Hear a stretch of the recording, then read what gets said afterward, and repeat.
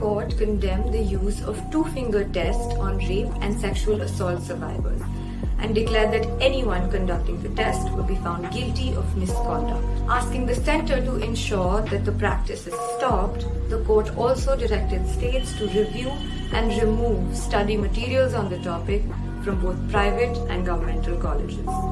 Additionally, the Apex Court asked the Health Ministry to conduct workshops for all healthcare service providers on communicating the appropriate procedure while dealing with sexual assault examinations. So what exactly is this rather cruel two-finger test, or as it is scientifically known, pre-vaginum examination, that according to a 2013 Supreme Court judgment violates a woman's right to privacy and dignity. The two-finger test involves a medical practitioner, such as perhaps your gynecologist, inserting two fingers through a cervix to assess the laxity of vaginal muscle and examine the hymen. It thrives on the archaic idea that a hymen determines whether a woman is sexually active or not.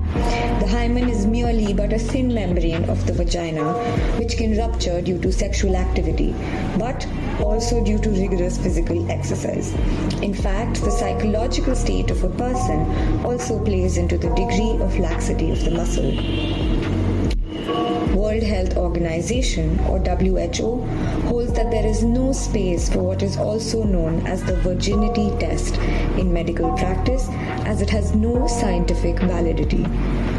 The motive of this test that attempts to establish how habituated a woman is to sexual activity is usually to credit or discredit rape or sexual assault allegations. The outmoded assumption that a sexually active female cannot claim to be violated is a sexist tool which strips one of their consent. The bench of Justices D.Y. Chandrachud and Hima Kohli observed that such a practice is invasive and re-victimizes and re-traumatizes survivors, making them undergo the pain of insertion after going through horrific experiences. While dictating the judgment, the bench observed that the test is based on an incorrect assumption that a sexually active woman cannot be raped.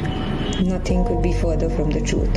While banning the regressive method as patriarchal and sexist, the bench said whether a woman is habituated or habitual to sexual intercourse is irrelevant for the purposes of determining whether the ingredients of Section 375 of the IPC, which deals with heinous crimes like rape, are present in a particular case.